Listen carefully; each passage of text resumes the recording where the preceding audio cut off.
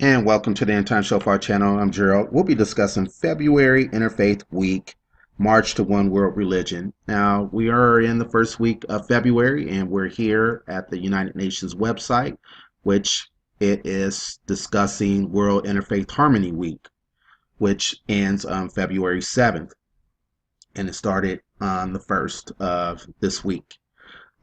Pretty much this is another thing that is a piece of the puzzle that's forming the one world religion that we can see in Revelations chapter 13. So we see end time prophecy just rapidly being fulfilled.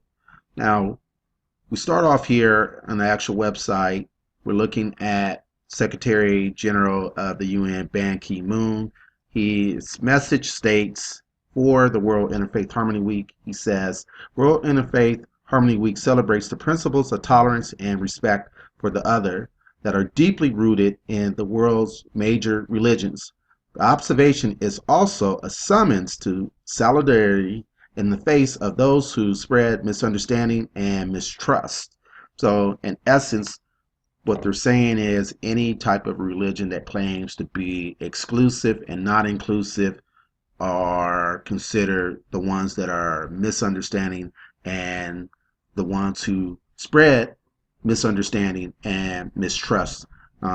Key point would be Judeo-Christianity, and then even some functions of Islam who really believe that their religion is exclusive and not inclusive, bringing in all these other religions as one, that there are all types of different paths to get to God. And we know that's not the truth, because Jesus said he is the truth and the light. No man can come to the Father unless they come through him. So he's the only way to the Father. So we read on, it says, World Interfaith Harmony Week is an annual event to be observed during the first week of February, starting in 2011. We'll take a little bit more deeper look into that in just a few minutes. To read on, it says World Interfaith Harmony Week was proclaimed by the General Assembly in a resolution ARES 65/5 adopted on October 20th, 2010. In the resolution, the General Assembly points out that mutual understanding and interreligious dialogue constitute important dimensions of a culture of peace, and establishes World Interfaith Harmony Week as a way to promote harmony between all people regardless of their faith, recognizing the imperative need for dialogue among the different faiths and religions to enhance mutual understanding, harmony, and cooperation among people. The General Assembly encourages all states to support during that week the spread of the message of interfaith harmony, of goodwill in the world's churches, mosques, synagogues, temples, and other places of worship on a voluntary basis and according to their own religious traditions or convictions. So they're trying to form this one world religion. They're trying to bring peace without bringing the Prince of Peace, which is Jesus Christ. They're trying to do it out of the way of doing it the will of God, but doing it in the will of man also incorporates Satan getting involved, and we'll soon see this one world religion that will come together. So we'll go ahead and we'll take a look on what is the driving factor of driving this World Interfaith Harmony Week. Is just a piece of the puzzle of forming a one world religion and giving rise to the Antichrist and the false prophet.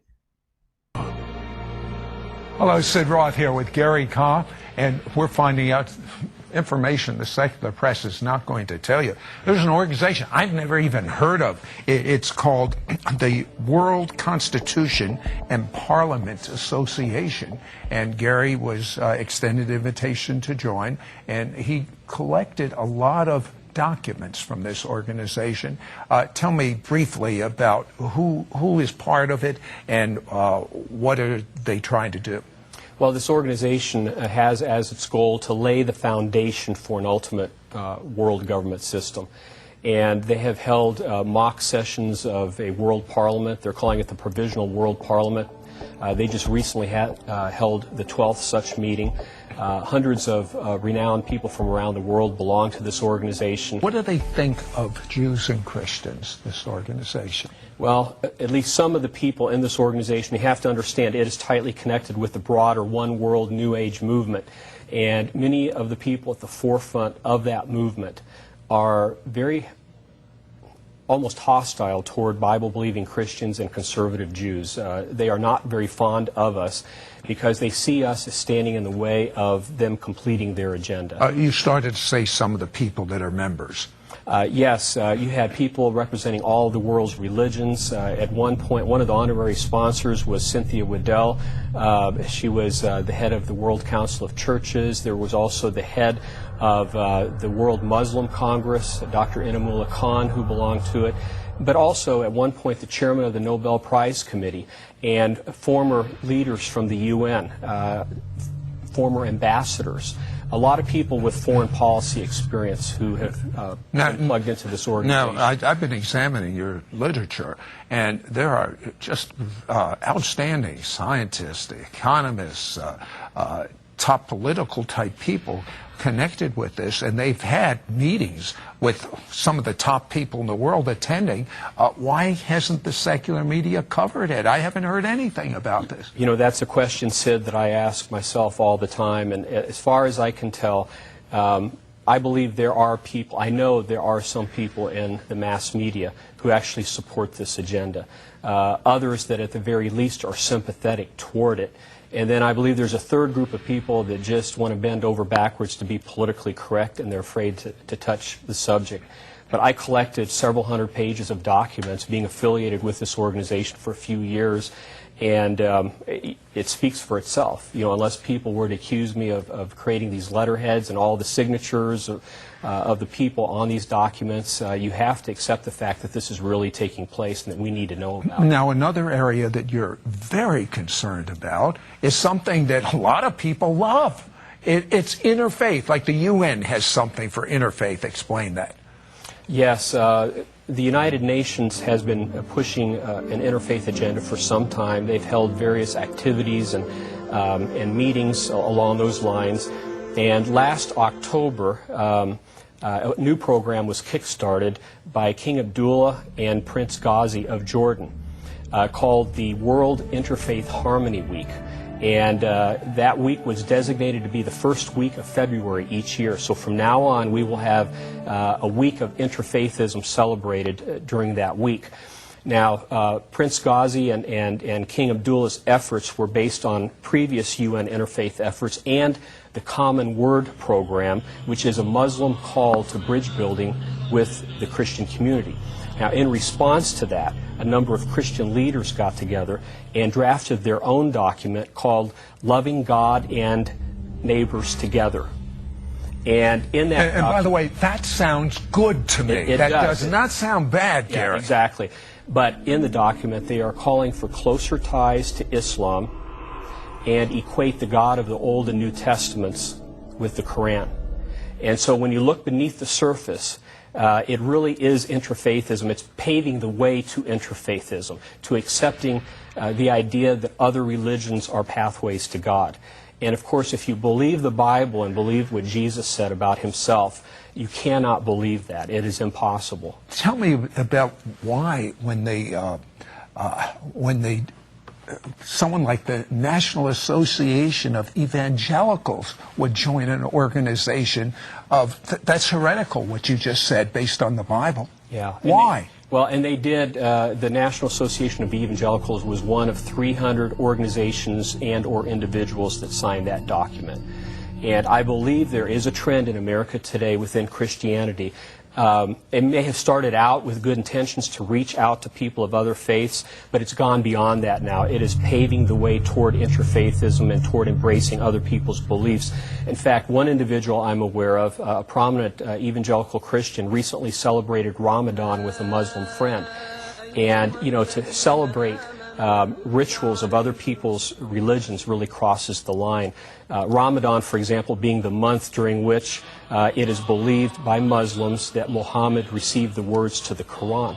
So unless we believe the Quran and support that, how would you be able to promote something like that? And something you told me that I've been thinking about a lot lately is what is the attraction between Islam and, say, Catholicism? I mean, they seem to be opposites, but there is a common denominator. There is a common denominator. Muslims hold Mary in high regard. And one of the reasons for that is, and this is a little-known fact, but Muhammad believed that when he would go to paradise, that Mary would be his wife. In addition, I never heard that. Yes, in addition to that, the apparitions that supposedly appeared at Fatima, apparitions of Mary appearing at Fatima, Portugal, Fatima happened to be the name of Muhammad's daughter. So many Muslims believe there was significance in the fact that Mary chose to appear in Fatima, a place named after Muhammad's daughter. And so there are other reasons as well. But this has brought some Roman Catholic leaders and Muslim leaders together, at least on the fringes, to where they are talking now about some of the developments in the Middle East. There's something wonderful going on with many Muslims. They're having dreams and visions of Jesus in large numbers. And I rejoice over that. But there's a flip side to it. Many are now having dreams and visions of Mary. I told my wife years ago, Sid, that if the day ever came when Muslims claimed to see apparitions of Mary, that things were far along and that this world system was getting ready to gel and come together. And that has been going on now for a few years. Hundreds of Muslims in Egypt, Indonesia, parts of Africa, we're getting reports, are claiming to have had or seen visions of Mary. And they are telling them to be in favor of global unity, world peace, the coming together of the world's religions. Why is it necessary for the coming together of religions? I see why it's necessary for coming together on money, on politics, but why religion? Well, if there is going to be a one-world political and economic system, somehow the world's religions have to be brought together to make that possible. If they are in major disagreement with each other and don't see eye to eye, it would be very difficult to bring this one-world system together and have it work. And so that's why globalists have been pushing this agenda for a long time. And you can really see, if you know your Bible, why the world is pushing to internationalize Jerusalem. We'll be right back. Don't go away.